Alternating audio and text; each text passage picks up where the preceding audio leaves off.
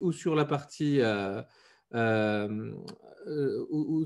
la partie Q&A ou sur la partie conversation, donc sur la partie chat. N'hésitez pas à les poser dès maintenant ou quand elles vous viennent pendant que les orateurs ont la parole. Je m'en ferai le relais dans une deuxième partie. On essaiera de garder 20-30 minutes d'interaction avec vous. On ne peut pas le faire en laissant les micros ouverts vu le nombre de connexions, mais j'essaierai de me faire le relais le plus fidèle possible de vos questions. Alors, les jeux vidéo, évidemment, industrie culturelle du 21e siècle, on voit que dans le titre de Pierre-Jean, il y a déjà l'introduction du point d'interrogation. On va lever un petit peu ça assez vite. Mais un article récent du Guardian, en janvier, là,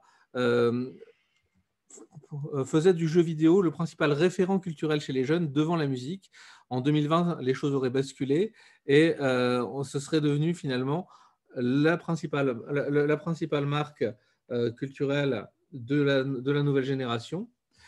C'est dire qu'on est très loin de l'image du geek boutonné à lunettes tout seul dans sa cave avec ses manettes de jeux vidéo. On est maintenant sur quelque chose de culturellement beaucoup plus large et Pierre-Jean va nous expliquer un petit peu ces métamorphoses des publics des jeux vidéo. Donc Pierre-Jean Bengozi, vous êtes, comme on l'a dit, enseignant-chercheur, vous êtes directeur de recherche CNRS et vous travaillez notamment dans le centre de recherche eCube, dans l'équipe du CRG, du centre de recherche en gestion, où vous êtes spécialiste de management d'innovation et notamment des nouvelles technologies et des transformations induites par les nouvelles technologies, et aussi du secteur des industries culturelles et créatives. Et vous avez récemment publié avec Philippe Champy aux presses de Sciences Po un livre, Jeux vidéo, industrie culturelle du 21e siècle, avec le fameux point d'interrogation. Peut-être que vous allez pouvoir nous donner un petit peu des éclairages sur cette nouvelle culture du jeu vidéo et ces nouveaux publics qui font qu'on peut dire aujourd'hui effectivement que c'est à la fois un référent culturel pour toute une génération, mais aussi peut-être une grande industrie culturelle, voire la grande industrie culturelle du 21e siècle. Alors, il faut remettre le micro. Voilà, merci de l'introduction, merci de l'invitation. C'est un grand plaisir d'intervenir, même si naturellement on aurait aimé et préféré le faire en présentiel. Alors les joueurs de jeux vidéo ont un peu l'habitude souvent d'être à distance ou d'être sur leur écran, mais malgré tout, c'est même pas toujours le cas, puisque les grandes compétitions de e-sport réunissent des centaines, voire des milliers de personnes en physique.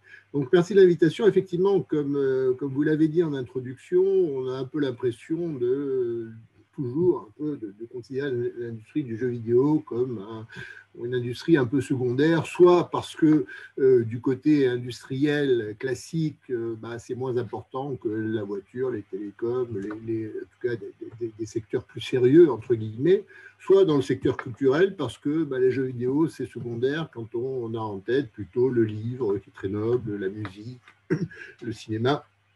Alors qu'en fait, à la fois du point de vue technique, industriel, par le caractère extrêmement important, à la fois du volume de l'industrie du jeu vidéo, à peu près 180 milliards, je reviendrai tout à l'heure, d'euros de chiffre d'affaires mondial, etc., et par l'importance des compétences techniques de la recherche et développement en matière de simulation, en matière de performance, d'interaction, etc., font que ces industries sont absolument déterminantes et la plus importante parmi justement les industries créatives.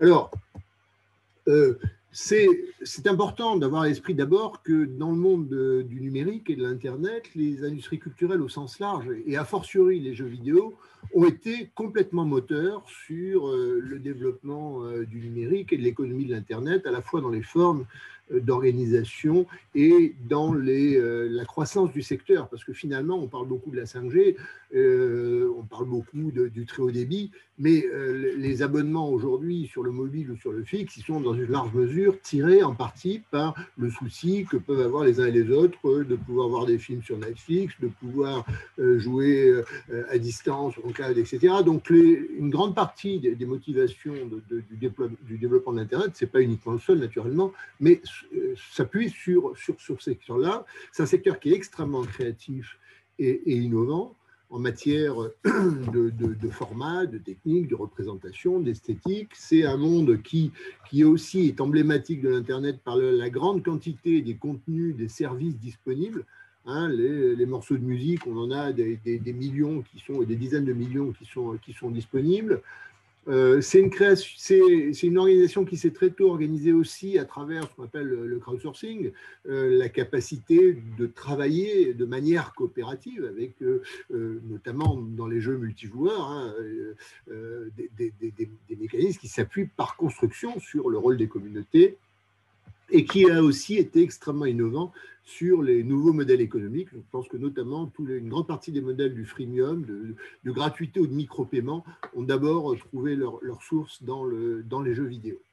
Alors, tout ça appelle finalement à la fois dans l'industrie traditionnelle et puis un peu ce qu'a montré la culture et le jeu vidéo, appelle à une redéfinition des ressources stratégiques critiques pour les entreprises qui se déploient en ligne. Ressources critiques, c'est la maîtrise de la technologie.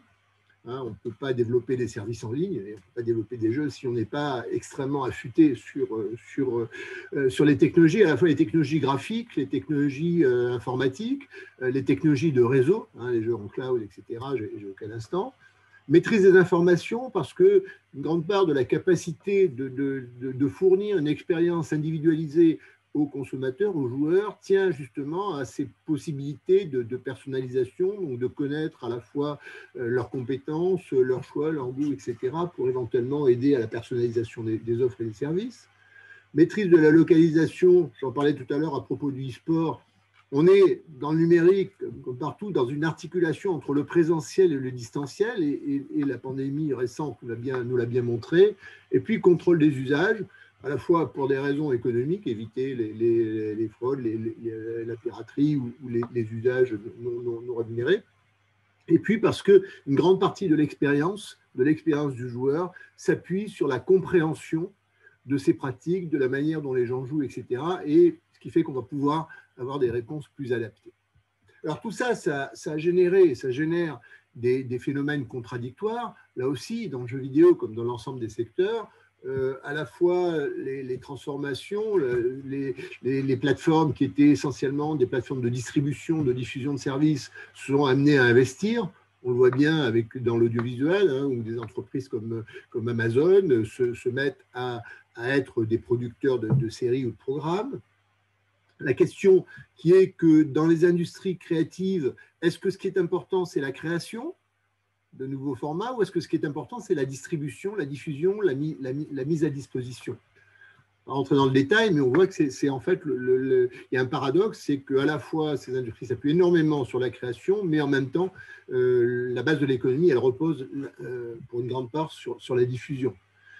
Là aussi, c'est de la créativité, mais en même temps, c'est la marque qui devient plus importante. Si je vous demande quel est le créateur d'un jeu vidéo, hein, d'Assassin's Creed ou d'autres, personne, probablement, à part quelques spécialistes, sont capables de me dire quel est le designer ou le créateur d'un jeu. D'abord parce que c'est une création collective, et puis parce qu'il n'y a pas de forme de reconnaissance comme on peut l'avoir dans le cinéma ou dans le livre. Le livre, on est capable de dire quel est l'auteur d'un livre.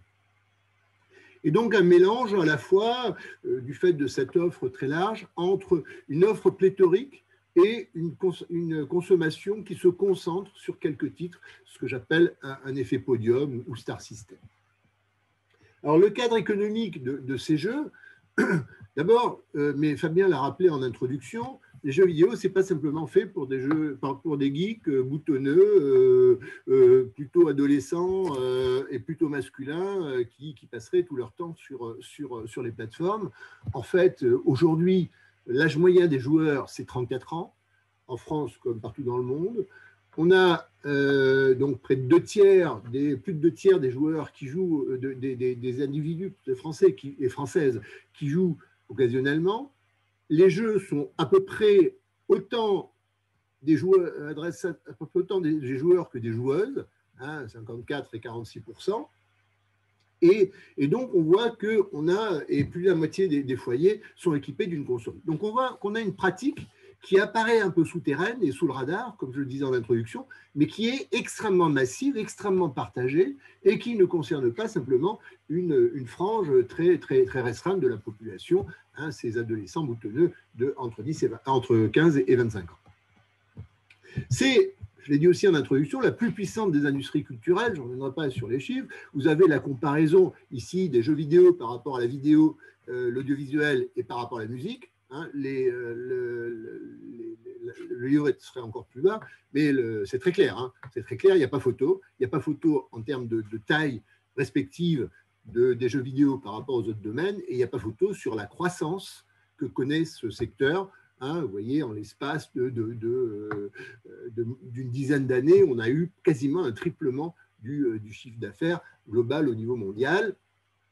Donc, c'est un secteur qui a une croissance très, très régulière, hein, et une croissance qui s'appuie sur les différents registres, à la fois les jeux sur smartphone, les jeux sur console, les jeux en téléchargement, les jeux sur tablette, et puis les jeux sur PC ou sur navigateur, notamment les jeux multijoueurs. C'est une industrie qui est mondiale, qui n'est pas simplement restreinte à l'Europe occidentale. Hein, si vous voyez, à part peut-être l'Amérique latine, on a quand même une industrie qui se répartit pour un quart en Amérique du Nord, pour un gros quart en Europe, hein, EMEA, et puis pour un encore plus gros quart sur l'Asie-Pacifique, l'Amérique latine et l'Afrique étant à la traîne. C'est des dynamiques qui sont, je l'ai déjà suggéré, pas simplement liées aux jeux sur écran ou sur console, mais sur la multicanalité, ce qu'on appelle multicanalité. On a à la fois une croissance forte des jeux sur smartphone, hein, les casuals notamment. Sur ordinateur, la croissance est un peu moins forte. On a les jeux sur télévision, c'est à peu près stable. Les jeux autour de la réalité virtuelle ou s'appuyant sur des expériences d'immersion sont aussi très, très, très importantes. Et tout ça dessine un écosystème, une organisation de la filière qui est variée, avec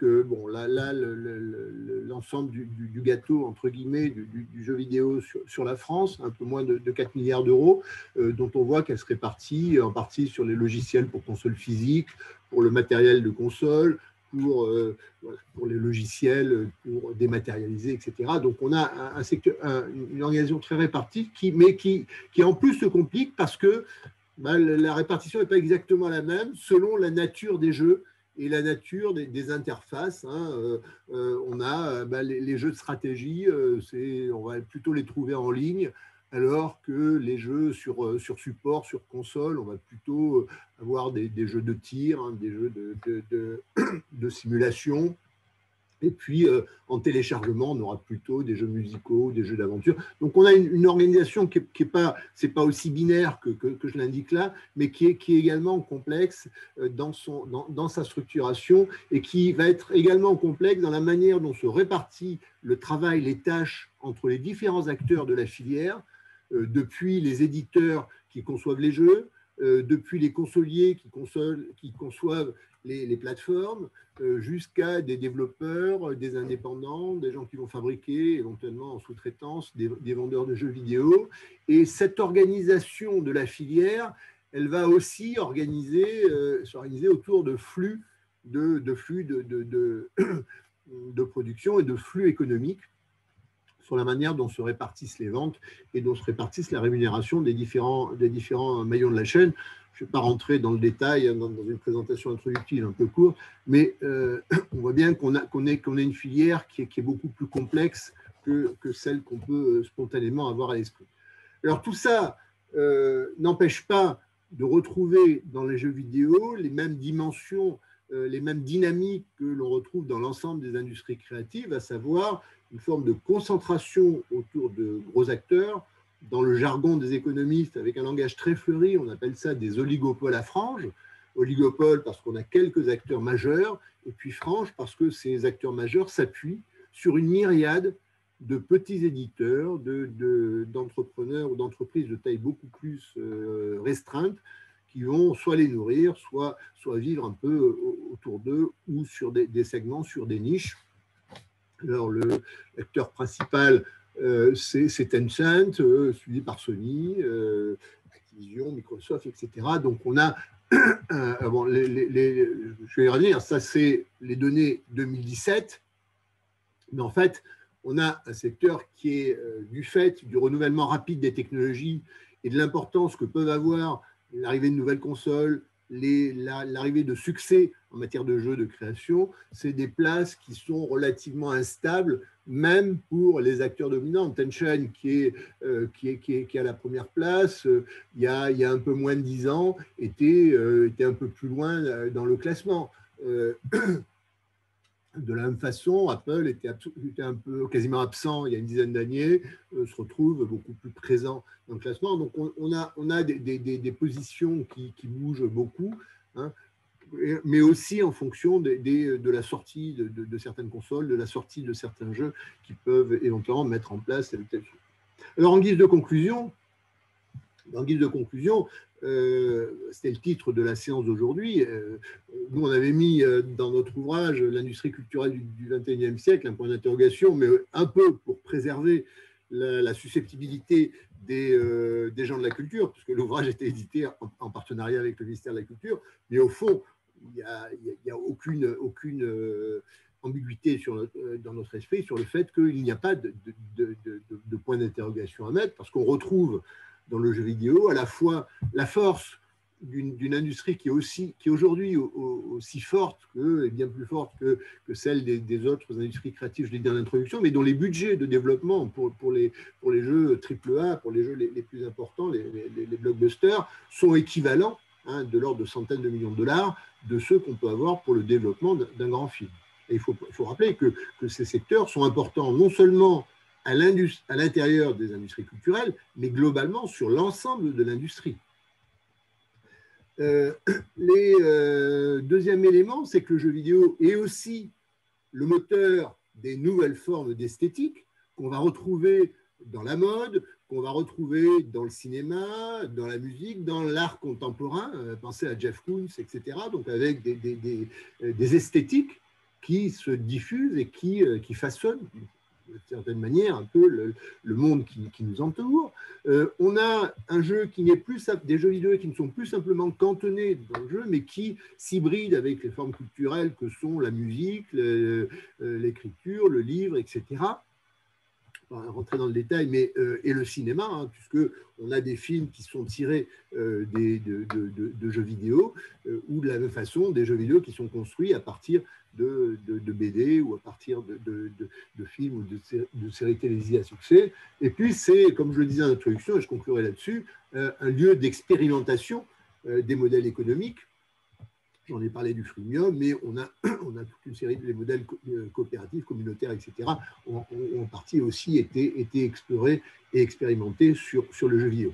Je ne vais pas forcément continuer, je pourrais continuer la liste des arguments, mais on voit déjà en tout cas à la fois cette importance un peu sous-évaluée, sous le radar, et l'intérêt qu'il y a, au-delà de l'intérêt qu'on peut avoir si on est joueur, ou si on est joueur d'une certaine manière, de prendre en compte un phénomène qui est un phénomène de masse dans l'économie d'aujourd'hui.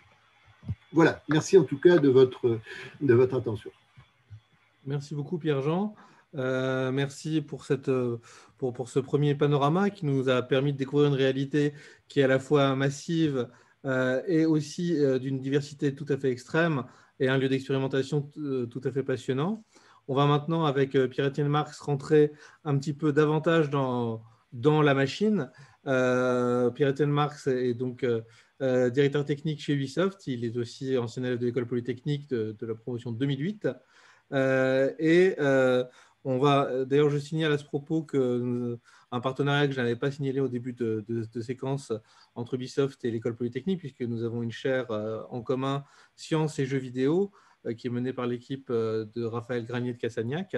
Je je vous mettrai le lien dans la conversation pour ceux que ça intéresse. Et donc, maintenant, nous allons, avec Pierre-Étienne Marx, parler un petit peu plus des réalités plus quotidiennes, organisationnelles, en tout cas des réalités d'entreprise du jeu vidéo, en parlant de son expérience chez Ubisoft, mais aussi de sa connaissance du secteur.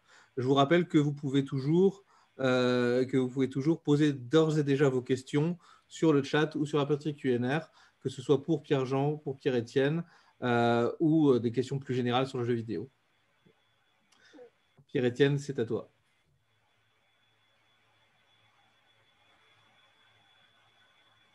En remettant peut-être le micro.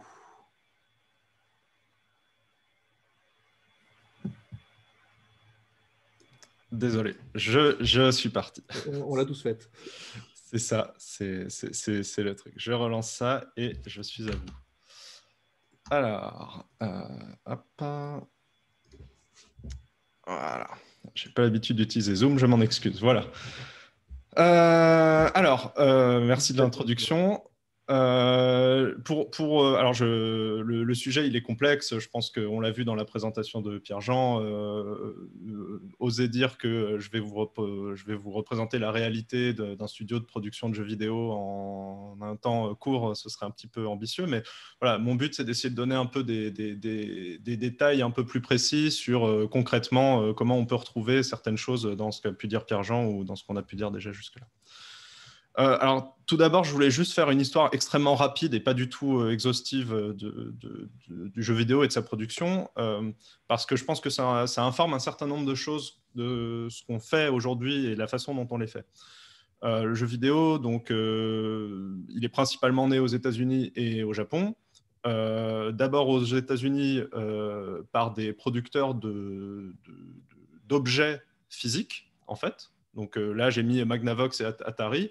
C'est des gens qui produisaient des ordinateurs et qui ont, de manière un petit peu, émergente, trouvé qu'on pouvait faire un ordinateur spécifique à un jeu vidéo et le vendre à des gens, et ça devenait un jouet. Et en fait, ce qui est intéressant, c'est que donc, par exemple, quand on prend Nintendo, qui est sans doute l'exemple que le plus de personnes connaissent aujourd'hui dans le monde du jeu vidéo, Nintendo sont des constructeurs de jouets.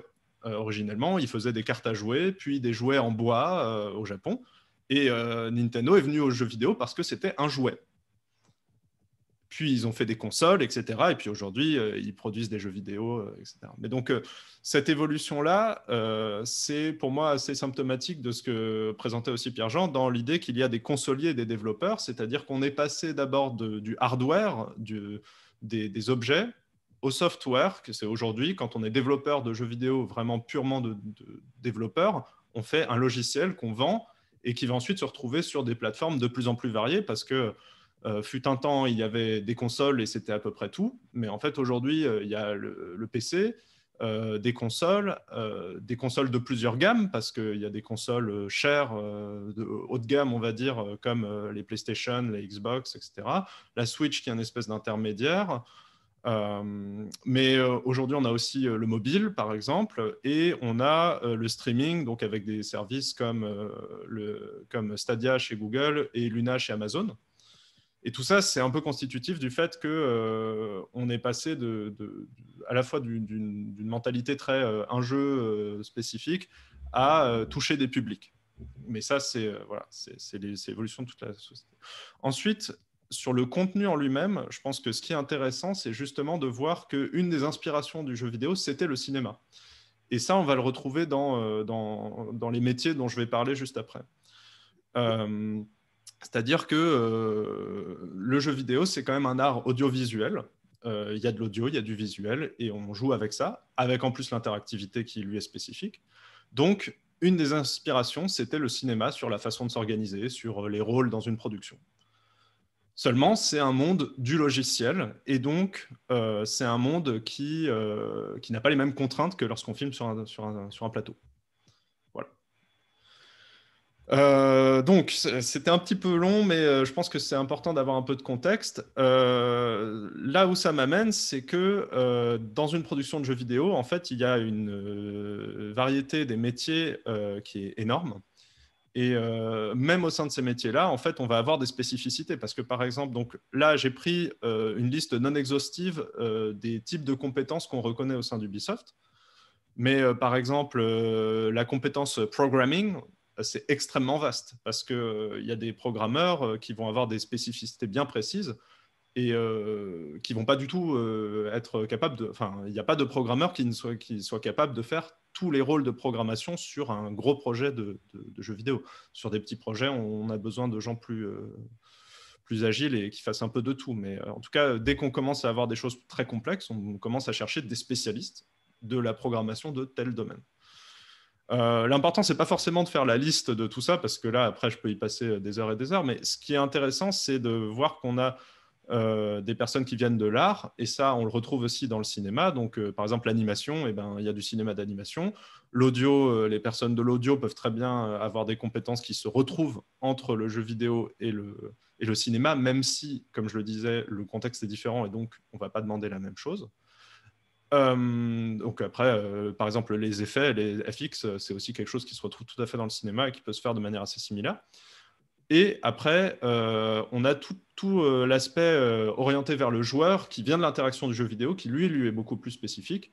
C'est à la fois les métiers dits de la user experience, la UX, qui n'est pas spécifique au jeu vidéo, mais dans le jeu vidéo qui a un sens bien particulier, mais aussi le game design, donc designer le jeu en lui-même et pourquoi le joueur fait des choses et pourquoi elles sont intéressantes.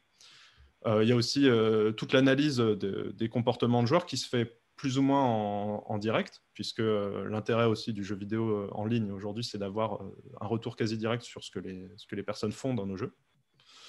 Voilà. Je ne vais pas plus dans le détail, on pourra en discuter si jamais il y a des questions, mais en tout cas, l'idée, c'était vraiment de montrer que tout ça, ça fait qu'un studio de jeux vidéo, ce n'est pas du tout une entreprise homogène. On cherche des personnes avec des profils très différents et des compétences très différentes.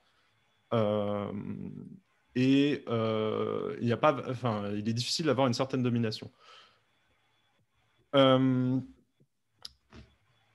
Alors, en plus de ça, au sein de l'industrie, on a des tendances très variées et des tailles de projets qui varient beaucoup. Parce que fut un temps, on pourrait dire que le jeu vidéo était vraiment dominé par les grosses productions, qui n'étaient peut-être pas forcément aussi grosses qu'elles sont aujourd'hui, mais qui en tout cas étaient le modèle.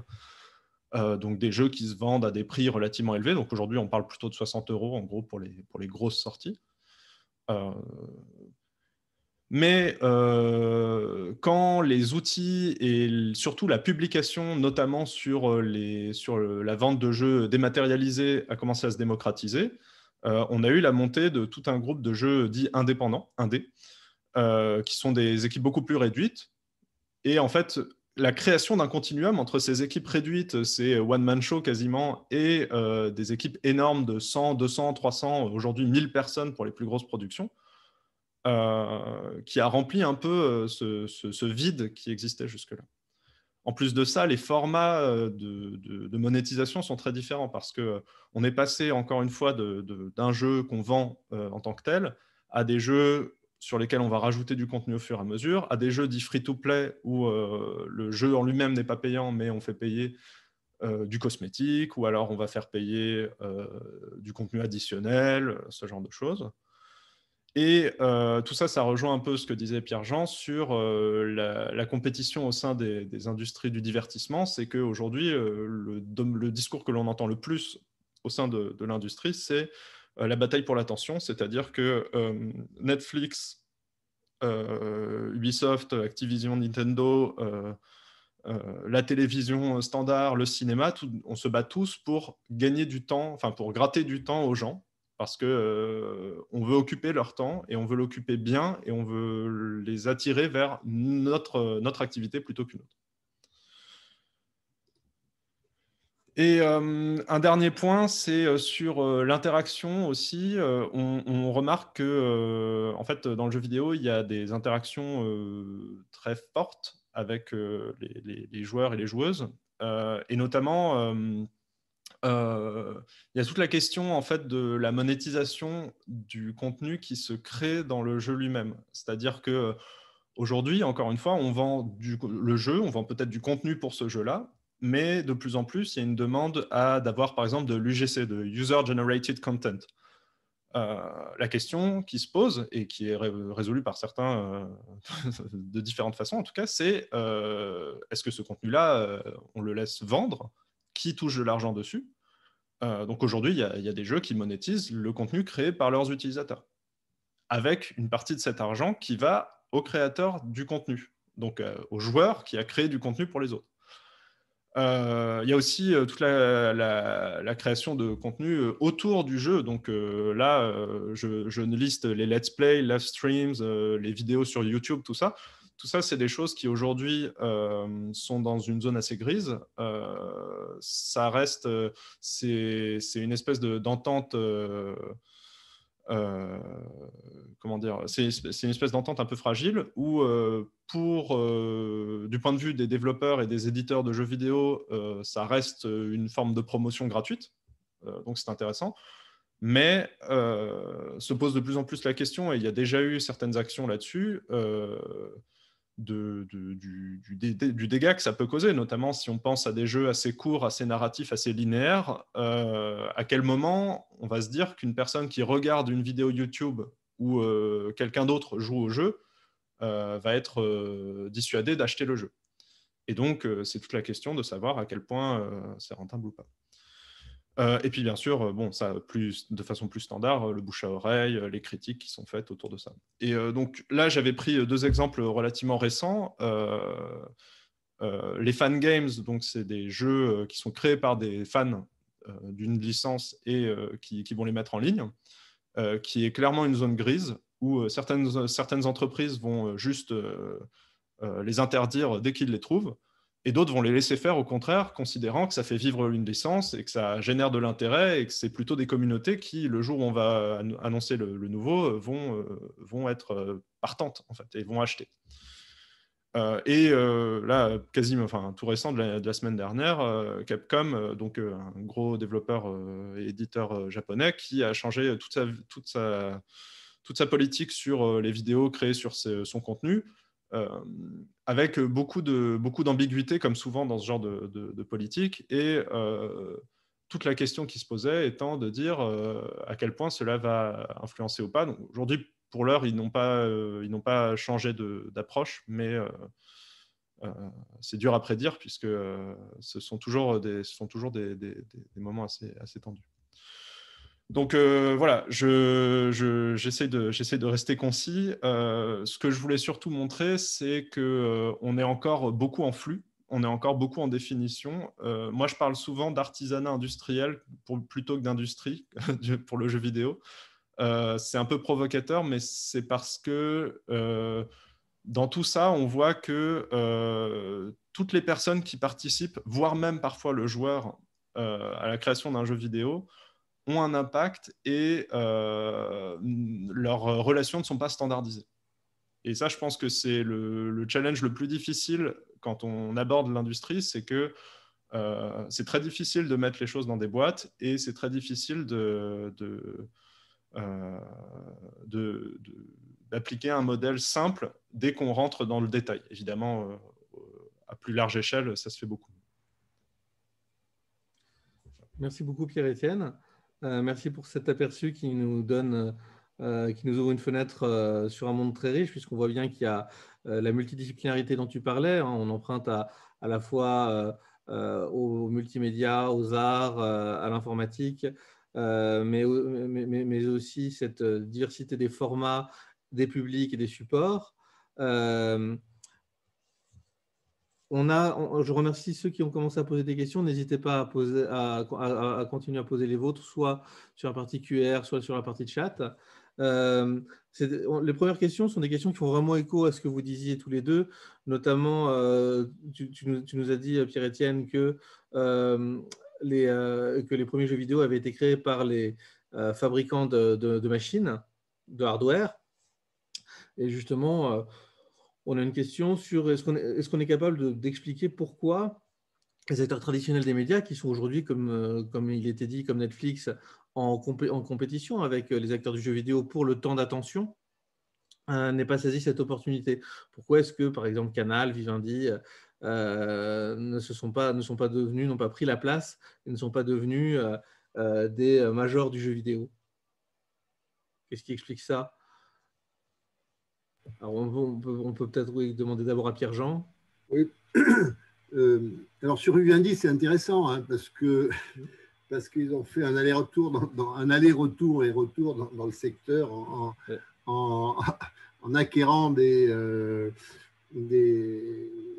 entreprises, en les revendant, puis en laissant revenir ensuite. Je pense que au-delà, disons, des éléments anecdotiques ou des allers-retours stratégiques, il y a un problème de fond dans les industries culturelles qui est que, notamment audiovisuel, qui est c'est difficile d'investir à la fois massivement sur la création des contenus et sur la technologie. Et donc, les industries culturelles ont toujours été très en retard sur le développement technologique. Et en général, ils sont plutôt venus de l'extérieur.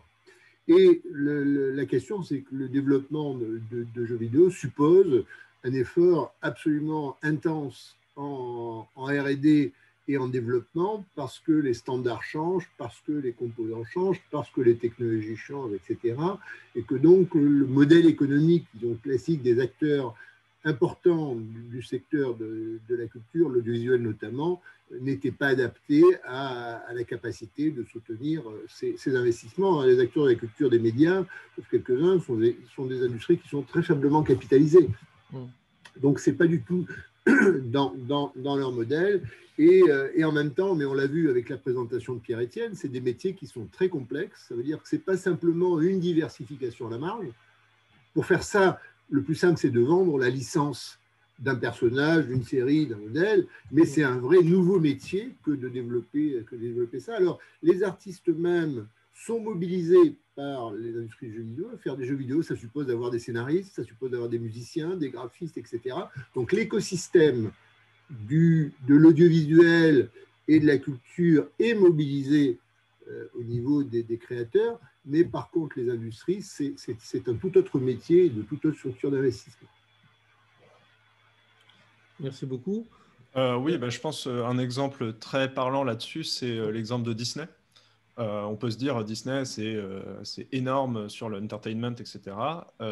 Disney a une approche très circonspecte vis-à-vis des jeux vidéo et ça a été très bien dit par leur CEO qui a expliqué que c'est pas notre métier, on n'y connaît rien.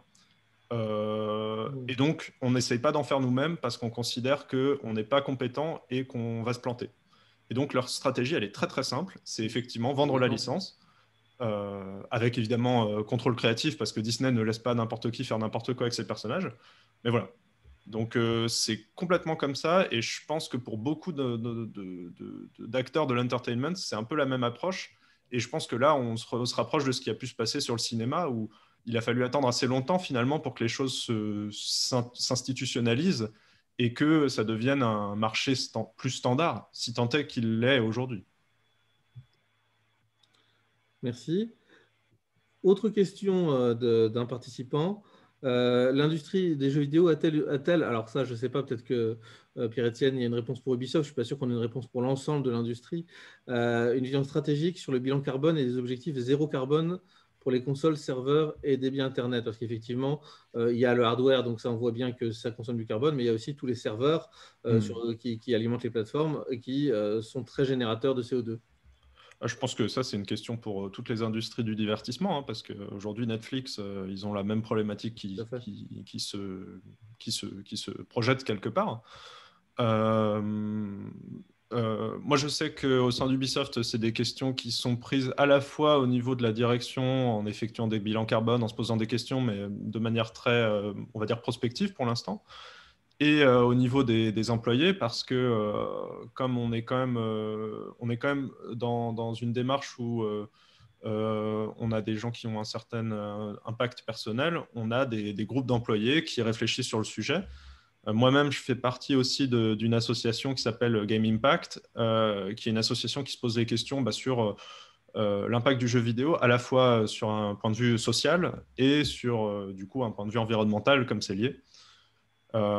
Et donc, effectivement, il y a ces réflexions-là chez plein d'entreprises. Je pense qu'aujourd'hui, il n'y a pas de grosses initiatives, en tout cas concrètes. Jean.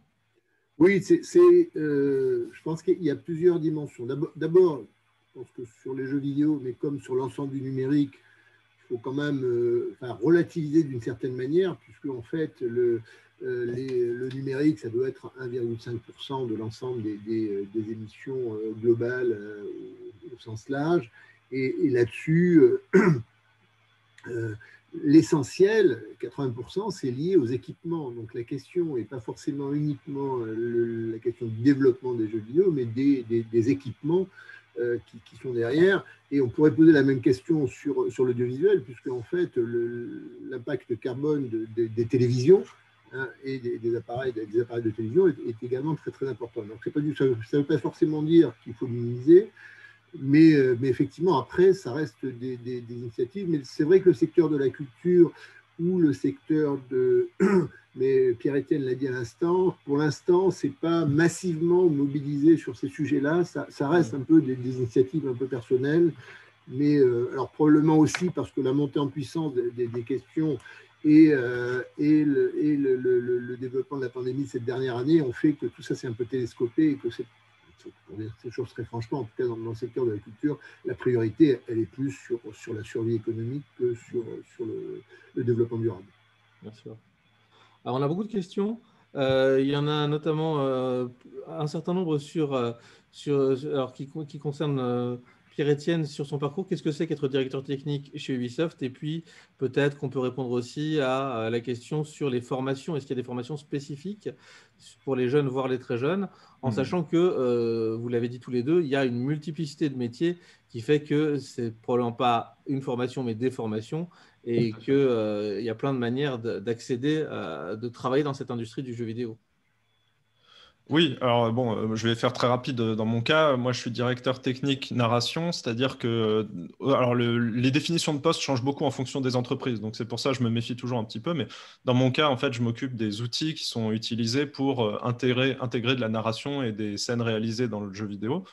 Je travaille sur un projet en particulier, mais évidemment, après, je peux être déployé sur d'autres projets, notamment chez Ubisoft. On a tendance à faire ça en période de calme. En termes de formation, donc, moi, comme vous le disiez avant, j'ai fait l'X en 2008. Ensuite, j'ai fait l'ENSTA. J'avais un parcours d'ingénieur tout à fait classique. Puis j'ai fait de l'informatique. Et finalement, j'ai été recruté en partie là-dessus. Mais je pense qu'effectivement, quand je parlais de diversité de profils, c'est aussi des diversités d'horizons. Et c'est quelque chose qui monte en fait plus que...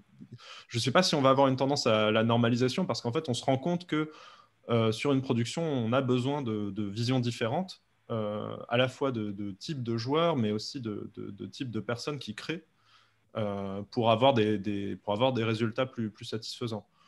Donc, il y a des formations qui se sont montées. Moi, je pense notamment à l'Engmin, qui est une formation publique plutôt de bonne qualité. Je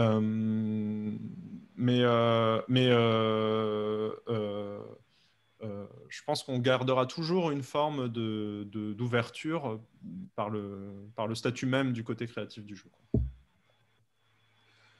On a aussi une série de questions. Oui, Pierre-Jean, peut-être que... Non, je souscris. On a aussi pas mal de questions sur les modèles économiques, notamment sur le modèle free-to-play. La question étant de savoir s'il est transposable à d'autres modèles. Je pense que dans les industries culturelles, on peut déjà voir d'autres applications du free-to-play.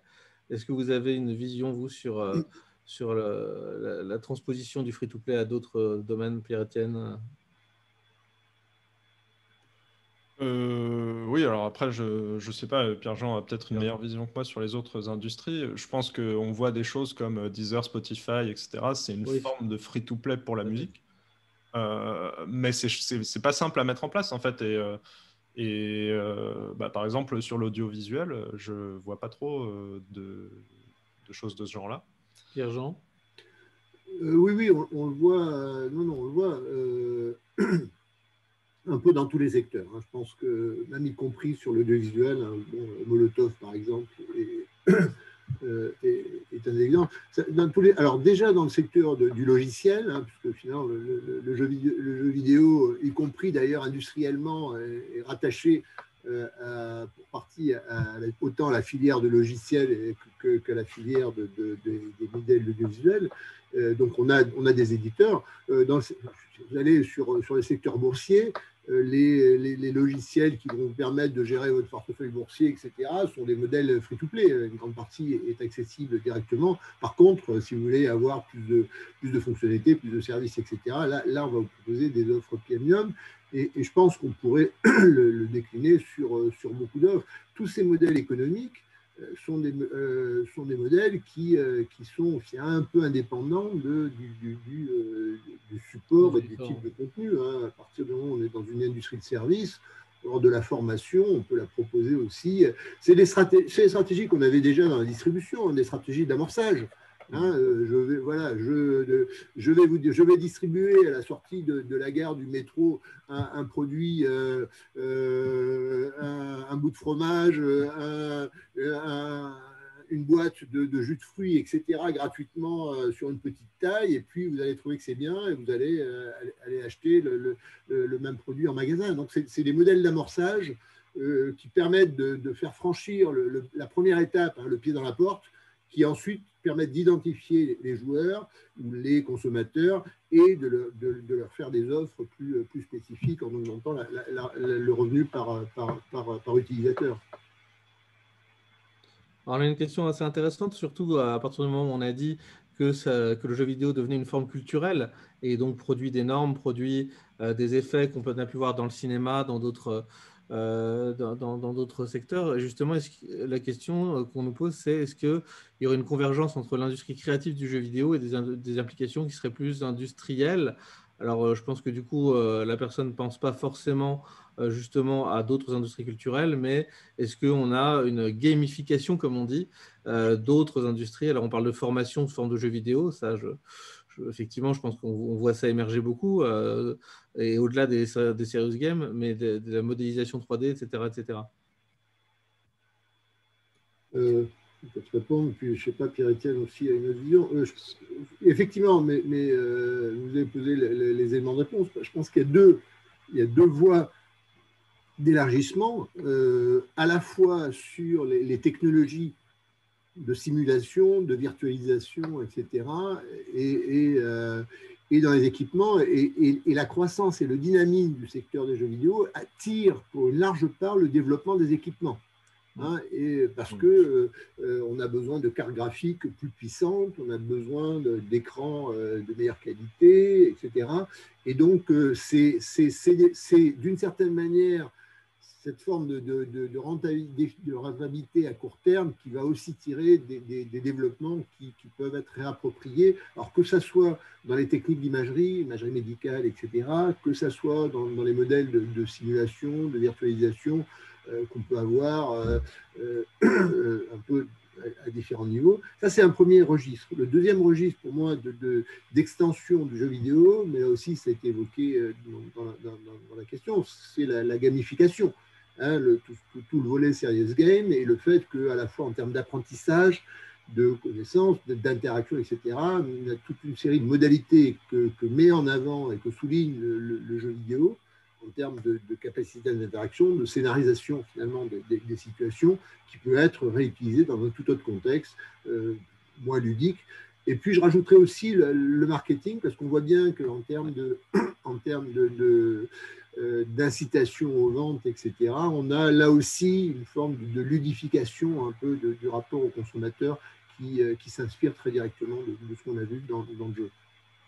Et on peut aussi parler de gamification de gestes extrêmement simples. Alors, je ne sais pas si ça vient du jeu vidéo, mais en tout cas, ça vient du fait qu'on a constaté l'appétence des gens pour tout ce qui est ludique.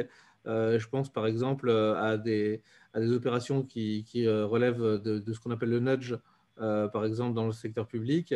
Je sais qu'à la ville de Bordeaux, ils ont fait des cendriers publics où il faut voter en mettant son mégot sur est-ce qu'on dit chocolatine ou pas au chocolat. Voilà, et que ça a effectivement plutôt bien fonctionné. Donc on voit bien que je ne sais pas si c'est de la gamification, en tout cas la ludification est partout, y compris dans les choses les plus traditionnelles et les plus hard. On a aussi une série de questions sur l'impact, à partir du moment où il y a une force culturelle du jeu vidéo, l'impact aussi sur le psychisme des gens, en positif et en négatif. C'est-à-dire que est-ce que les jeux vidéo jouent un rôle dans peut-être les défauts d'attention et la capacité de réflexion, un défaut de vision à long terme qu'auraient les jeunes?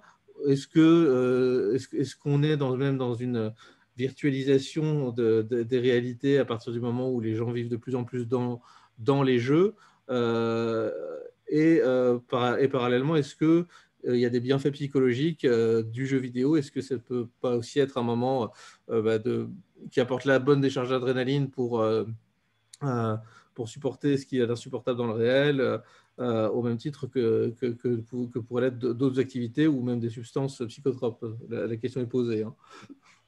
Oui, alors je me méfie toujours du côté comment dire, médicalisation, voilà, parler de décharge comment dire, d'adrénaline, etc. Enfin, c'est des choses qui se mesurent, mais en pratique, un jeu vidéo, ça reste une stimulation extérieure, à moins qu'on en arrive un jour à faire de la réalité virtuelle complètement indiscernable du réel, on n'aura pas la même réaction physique, voilà. Mais je pense que bon, le jeu vidéo, on en a beaucoup parlé, a eu une année 2020 extrêmement profitable parce que tout le monde était enfermé chez soi et beaucoup de temps à passer, et donc besoin de trouver une catharsis. Et je pense que c'est là où il y avait une force du jeu vidéo peut-être encore plus forte que juste regarder une série, etc. C'est l'exploration, en fait. C'est se retrouver dans des mondes qu'on explore et où en fait, on a l'impression de sortir de chez soi.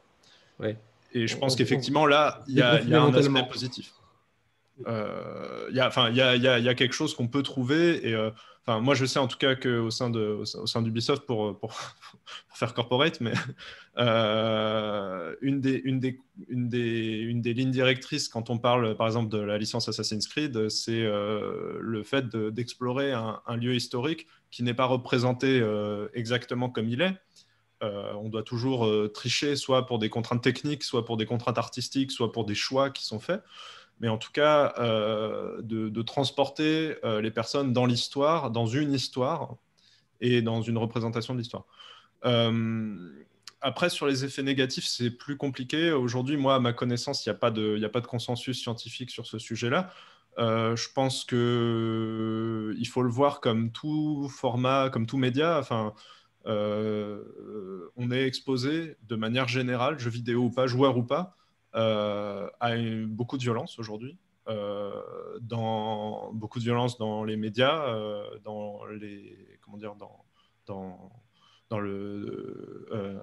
les journaux, dans la production audiovisuelle. Enfin, de manière générale, depuis le 11 septembre 2001, la production audiovisuelle a pris un tournant assez rude et pseudo-réaliste, entre guillemets.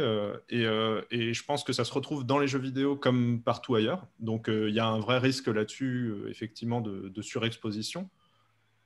Qui, je pense, la question, je pense, qui se pose et qui aujourd'hui n'est pas résolue, c'est est-ce que l'interactivité du jeu vidéo rend ça plus fort, rend ça plus immersif et donc plus puissant? À ma connaissance, la réponse n'est pas claire et s'il y en a une, elle est plutôt non. Mais je pense que c'est pas encore, c'est pas tranché en tout cas. Je compléterai la réponse. Parce que d'abord, peut-être pour rebondir sur des points, ce débat qu'on a sur les effets psychiques, etc., sont exactement les mêmes quand on reprend les débats publics sur la télévision, que ceux qu'on a eus il y a une quarantaine d'années, 50 ans sur la télévision, qu'on a eu il y a 70 ans sur le cinéma, donc, ou sur la BD, hein, sur les illustrés à l'époque, etc. Donc on a une forme de débat récurrent et d'interrogation récurrente des nouvelles formes émergentes. Et je pense que à la fois, c'est aussi une trace de la place centrale qu'occupent les jeux vidéo dans l'imaginaire et dans les activités, comme ça a été évoqué au tout début. Le deuxième point, c'est qu'il ne faut pas non plus faire, je sais bien que les jeux vidéo c'est large, mais quand même, dès que j'en parle, j'ai dans l'esprit les modèles jeux d'immersion, first time shooter, de simulation, etc. Une grande partie des jeux aujourd'hui sont des jeux d'interaction qui se jouent en famille. Regardez les publicités de la Nintendo Switch, etc. Regardez tous les jeux casual qui sont les gens qui jouent dans le métro, sur les jeux de cartes, des jeux de mémoire, etc. Et le succès qu'ont pu avoir les jeux de mémoire, notamment au niveau des personnes âgées ou sur les plateformes Nintendo DS, finalement de jeux qui adressent un public qui est très différent et pas du tout sur le modèle immersif sur lesquels se jouent les critiques. Donc je pense qu'il faut quand même justement avoir cette vision un peu plus large de ce que peut représenter le monde du jeu vidéo aujourd'hui. Bien, ben merci beaucoup à tous les deux. On arrive au bout de l'heure qu'on s'était donnée à passer ensemble. Alors, il reste des questions effectivement sur les crypto-monnaies, etc. J'espère qu'on vous aura déjà donné envie d'aller plus loin dans l'exploration de ce secteur qui a évolué très vite et qui est d'une très grande richesse et aujourd'hui, qui, on l'a dit, a un impact réel sur beaucoup de formes de création artistique et multimédia. Je vous remercie de vous être connectés. Je remercie beaucoup Pierre-Étienne et Pierre-Jean pour leurs apports très éclairants. Et je vous donne à tous rendez-vous très bientôt pour une nouvelle Minute de l'X et pour une nouvelle programmation sur laquelle nous travaillons actuellement. Au revoir et merci en tout cas de l'invitation, de cette opportunité. Merci beaucoup. Merci à tous les deux. À très bientôt. Au revoir.